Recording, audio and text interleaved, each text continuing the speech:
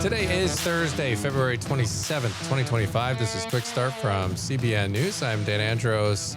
About that giant asteroid heading to Earth, there's an update on that.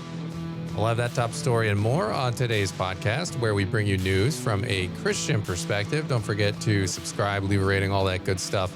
You can email us as well if you'd like. Quick Start Podcast at cbn.org.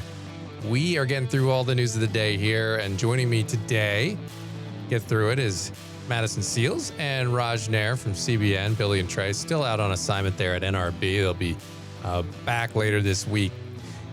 And on the focus story, Madison, we got a pro-life grandmother who was arrested in Scotland. Yeah, officers charged her with violating the abortion facility's buffer zone, which is something we've been talking a lot about here in the U.S. too, since it essentially bars free speech. So that's really an international concern at this point. All right, look for the details there coming up on the focus story. On the main thing, contrary to reports from Hamas, those two Israeli baby hostages, the way they were killed, it was just horrific, Raj. With their bare hands, this shows the true nature of Hamas. Yeah, we'll talk more about that on the main thing. Horrible, horrible details coming out from a truly evil group of people. All right, make sure you subscribe to all of our CBN News podcasts. You can find the links to them in the description of this podcast episode. Greatly appreciate it if you check those out. And with that, we are going to head to the news in 90 seconds. And NASA has officially ruled out any risk of asteroid 2024 YR4 striking Earth in 2032, easing all of those fears of catastrophic impact.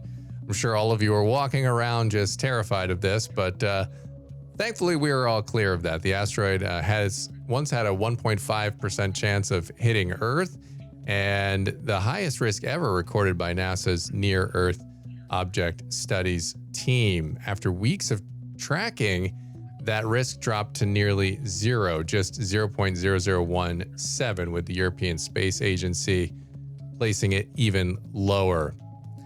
And more than 100,000 Israelis lined the streets as the funeral procession for Shiri Ariel and Kfir Bibas moved toward their burial site near Kibbutz Nir Oz. And orange balloons filled the air, honoring the red-haired children whose captivity and deaths gripped the nation. This was a monumental event there in Israel, and the Bibas family expressed gratitude for the nation's support, saying, "We see and hear you. We are moved and strengthened by you." Those are just some of today's top stories. You can check out more over at cbnnews.com. And so obviously this is a monumental moment in Israel's history. I think, talking to some of our team over there, Chris Mitchell and his team that are in Israel, and they couldn't underscore and couldn't understate enough just how big of a deal these funerals were there in Israel. Raj. I've been to Israel 30 times, and I've been around people that have seen the Second Intifada when there was, a stabbing attack in Jerusalem, things blowing up. And for the most part, Israelis, they're hardened, man. They like, yeah, that's tough. In fact, if you go to like some places in Tel Aviv, there'll be a shooting one night, and then Israelis intentionally go to that restaurant the next night to say, hey, you're not going to shake us. This has rattled them. The Bibas family has devastated, broken, shattered. I talked to my Israeli friends, and they're just speechless. This is not only is it a child dying, but you took a 9-month-old and a 3-year-old out of their cribs for the intention of using them as hostages. Then you claim they were killed by Israeli airplanes. Then it was found out, no. You murdered them, these little babies, with your bare hands, and then tried to blame it on someone else because it looks bad in the PR. This to me shows the two things. One, this whole war, it's a PR war. And two, Hamas does not care about human life. They will do whatever they have to do to win. And this is just another disgusting example. Yeah, the extent of the deception, as you're talking about, Raj, and just the evil is astonishing. And I think when we see, images, especially of children here in the US, putting faces to names and to what we already know is going on, it does make it so much more impactful and just makes you view this war on a whole other level, on a PR level, just on a, it's just tragic. And I think, there's nothing we can do for those people there besides, especially the families involved in these tragic killings, to just be constantly lifting them up in prayer, because this is not anywhere near over for them. And it won't be, because now they don't have their children anymore. Yeah. Yeah. And then I just can't imagine the excruciating sort of agony of just having to, know what happened there. And it's just, horrific enough to lose a child, but in that manner, just so senseless and so brutal. It's just, they definitely need our prayers. This is really, really difficult time for all involved there. But all right. So as we mentioned at the top here, we have these buffer zone laws going on in the UK, and it's just insanity. And we had another arrest. So what happened here that led to the latest arrest here, Madison? Yeah, so this incident happened about a week ago outside of Queen Elizabeth Hospital in Glasgow, Scotland. And a 74-year-old grandmother named Rose Docherty was standing across the street from the abortion wing of the hospital, holding a sign that read, "Coercion is a crime, here to talk only if you want." Now, this was clearly directed at the women entering the abortion wing who may have been struggling with their decision or needing to talk. And a video posted on X shows that she was approached by two police officers who told her that she was suspected of engaging in a quote unquote silent vigil within a buffer zone around Queen Elizabeth University Hospital. And then the officers proceeded to handcuff her and arrest her under Scotland's buffer zones law, which for her could mean a fine of £10,000 or about $12,000. So how long, I mean, these things are just crazy, these buffer zone laws. How long have they been around in Scotland? Yeah, I feel like we've been hearing a lot about those lately. And this law is also known as Scotland's Abortion Services Safe Access Zones Act. And it was implemented last year in September of 2024. So basically, the act creates buffer zones that prohibit all pro-life activity within 200 meters around abortion facilities, including hospitals. And there's a similar law in England and Wales that imposes buffer zones of about 150 meters. But the creator of the Scottish buffer zones law, Gillian McKay, actually commented on Rose's arrest and said she was grateful to Police Scotland for acting so quickly, and that this kind of intimidation has no place in a modern or progressive Scotland. So that was her statement. And McKay is a member of the Scottish Parliament, and she's also warned other Scots to, quote, think again, as they will be stopped and there will be consequences. But as people are pointing out on X, her buffer zone laws appear far more intimidating than this elderly grandmother holding a sign offering to help people. Yeah. And I mean, this is happening in Scotland. Obviously, a lot of people will say, well, I mean, this is overseas and, so what? It's happening over in the UK. It's not going to happen here in America. Why do you think this story should matter here in the US? Yeah, so what's interesting is that Vice President J.D. Vance actually spoke to this recently when he told a meeting of European diplomats that the greatest threat facing the West is, as he said, the retreat of Europe from some of its most fundamental values, including freedom of speech. And Vance specifically talked about the prosecution of peaceful pro-life advocates like Army veteran Adam Smith Connor, who was arrested for praying silently for his dead son near an abortion facility in England. And he's one of several pro-life Christians who have been arrested for praying silently or holding up Bible verses inside buffer zones. Isabel von Spruce was also targeted again by police for just being near an abortion facility after two wrongful arrests. So this debate really comes down to the legality of these so-called buffer zones, how they're applied and weaponized against Christians or pro-lifers, and how wide of a radius can actually be enforced before it infringes on freedom of speech. Yeah, I mean, it really does seem absolutely wild that you can just sort of use like a little bit of a linguistic trick, a buffer zone, and then to try to get out of free speech laws, right? And particularly when it comes to, I mean, we've seen the instances of people standing there just silently praying, and it's like, can't do that. And it's like it's as if, guys, almost it's like people are out here trying to prove George Orwell correct, and or the what was the movie with the precogs, and they were having I think was it Tom Cruise, and they were having why am I forgetting that movie, because it's a great movie, but the pre-crimes and the thought crimes, and you think something, like and it spits out the thing that's going to happen, and they try to arrest you before it happens, all that stuff. It just feels like we're going down that road, and it's like, why are we trying to prove this true? Well, I think the movie is called Minority Report. I have a buddy who's a pastor in Glasgow, and I've been WhatsApping him. I'm like, hey man, can you talk on this? And he's been a little reluctant. And it weirdly reminds me of when I get my Palestinian friends to talk, or someone in Africa, where it's like, I don't want to jeopardize myself. It's a little dangerous. I'm like, wait a second, time out. This is the United Kingdom. This is a quote unquote Western democracy that values freedom of speech, and you're having to censor yourself. It goes back to what Apple was just forced to do with removing some of their protections, on their devices. It's in the UK. It's like, to your point, you took the words right out of my mouth. This is Orwellian. And, people might say, well, I don't really particularly care about pro-life activists and whatever. This is fine. Blah, blah, blah. This is the step. You okay this, it's the next thing. It's the next thing, where suddenly I have buddies in Scotland that are pastors that are like, I don't know if I really should. Wait, what? You don't know if you really should? That's a problem. Yeah, it really is. It's really troubling. Madison, final thoughts on this? Yeah, no, I totally agree. And in this case, with this grandmother, even if she was breaking a law, why handcuff her? She's clearly not a danger to anyone, especially armed police officers. So the act of handcuffing her almost makes it a spectacle, like it's a warning to other pro-lifers of what might happen to you if you protest abortion anywhere near an abortion facility.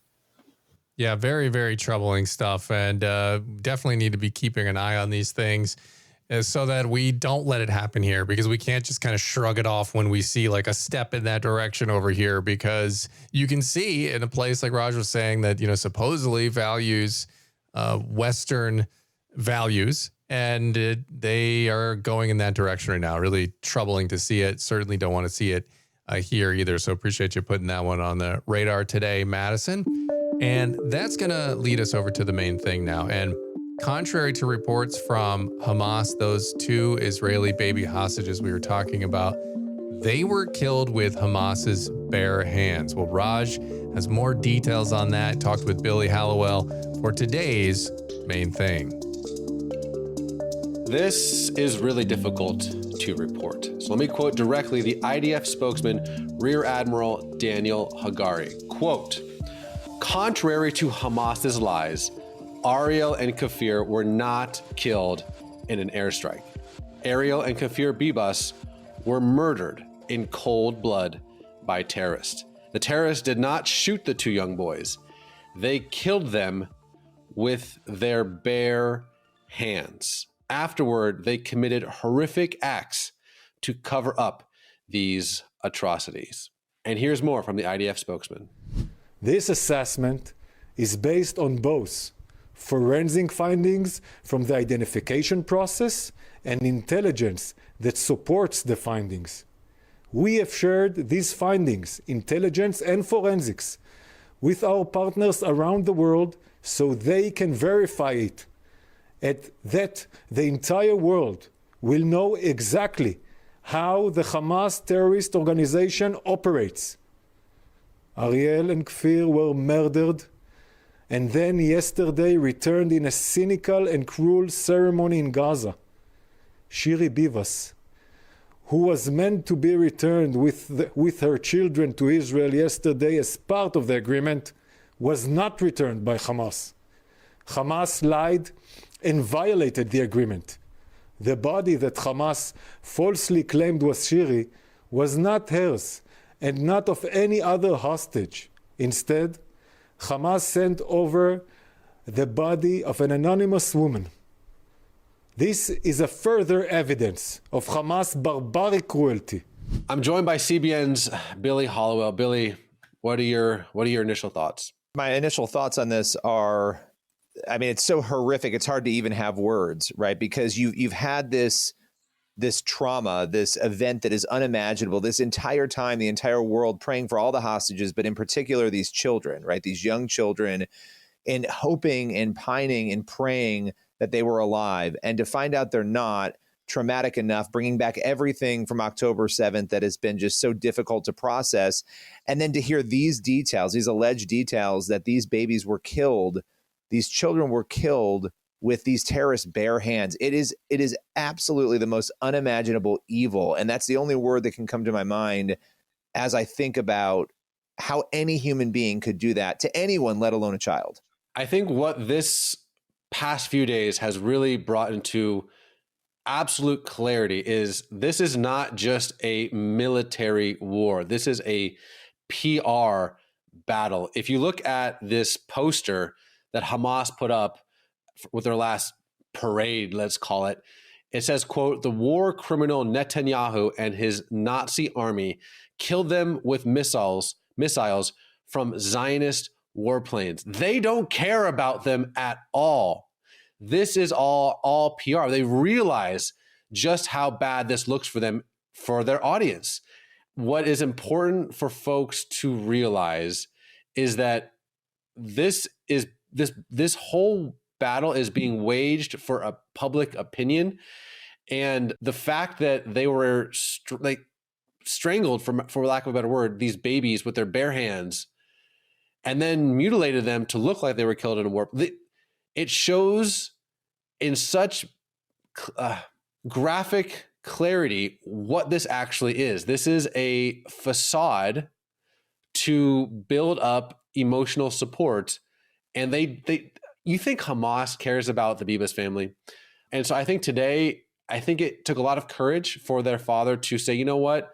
Thank you for this autopsy. I want the world to know. So please share with the world what actually happened to my two little babies. So I think today is just a day for mourning and sadness, but also resolve to not close our eyes to the, keep using this word, PR battle that is this conflict, and to look at everything with not just your physical eyes, if I may, but also spiritual eyes, to discern the heart of what's actually happening here. Does that make sense, Billy? No, it makes absolute sense, because what we're talking about here, the underpinning of everything you just described, is that this is spiritual in nature. I mean, this is so beyond anything. It is such a heinous evil, right? To be able to do any of this, if we are not understanding the context of what is happening and what is driving it, we're not able to understand what's really going on here. And this is far more than a geographic dispute, a religious dispute, some sort of, this is obviously a historical dispute, but it's also a spiritual one. And you are very literally looking at the battle between good and evil, and you are watching it play out. And the fact that we even have to talk about this it's so traumatic for everyone, but we have to, so that people understand what true evil actually looks like, the face of it. And it is exactly in this story. As I've talked about with you, Billy, I've been to Israel many times, but terrorist attacks and the intifadas and the stabbings and the rocket attacks but for some reason, not for some reason, very clear reason, the Bibas family, the news of the Bibas family has rocked and shaken and disturbed and broken and shattered my Israeli friends like nothing I've ever seen. I've talked to them when more people have died, when bigger attacks happen. But this, I've seen grown men weep. I've seen, tough guys speechless. This really has become the most heartbreaking thing I think I've had to watch when it comes to my Israeli friends. It's innocence, right? I mean, children are off limits. They should be off limits, right? You have this level of the horror of itself, of October 7th and everything that happened. And that's just one event in the ongoing abuse and horrific treatment of the Jewish people, but really a traumatic event. And then you have children. I mean, a baby, even more than children, this little baby. And you just think, I mean, there has to be absolutely no inkling of any moral compass left in any human being to do anything like this. And I think that's what makes it so traumatic, is that an innocent child would be treated in that way. And then go ahead. No, I think the huge distinction is, and this is a distinction that people don't like to talk about. There is a massive difference between civilians killed in the crossfire and intentionally, systematically taking babies out of their crib to be used as hostages, and then to use your bare hands to murder those kids, and then to use those kids' bodies and mutilate them more to look like it was an Israeli warplane that actually did. We have to have moral clarity here. That is such a larger difference than terrorists or whoever it might be hiding in a building, and that building gets hit, and obviously we mourn the loss of all life, and especially young people. But I think more than anything, this reveals the true character of Hamas. All right, appreciate that conversation there. I mean, obviously a tough subject, and we're definitely all praying for everyone involved in that whole horrific circumstance there. And that's going to leave us with time on the podcast for one last thing, and we are going to go to John 11, 25 and 26. Jesus said to her, I am the resurrection and the life. Whoever believes in me, though he die, yet he shall live. And everyone who lives and believes in me shall never die. And Raj, that's the hope we have as Christians, looking forward that through Christ, we have life everlasting. Yeah, and I think when you have so much darkness, you have so much pain, you turn on the news, it's just, good night. When is this going to stop? We have hope. We have hope that that it's not just that there's a God that exists. There's a God that loves us. There's a God that's near us. And I love the name that Isaiah calls God, Emmanuel, God with us. And even though we have all this pain and suffering, we have hope near. Amen. Amen. Great spot to leave it on this Friday Junior edition of the Quick Start Podcast. As always, get yourself on over to cbnnews.com and faithwire.com for more news from a Christian perspective. Lord willing, that creek don't rise up on us. We'll be back tomorrow with more. God bless. See you then.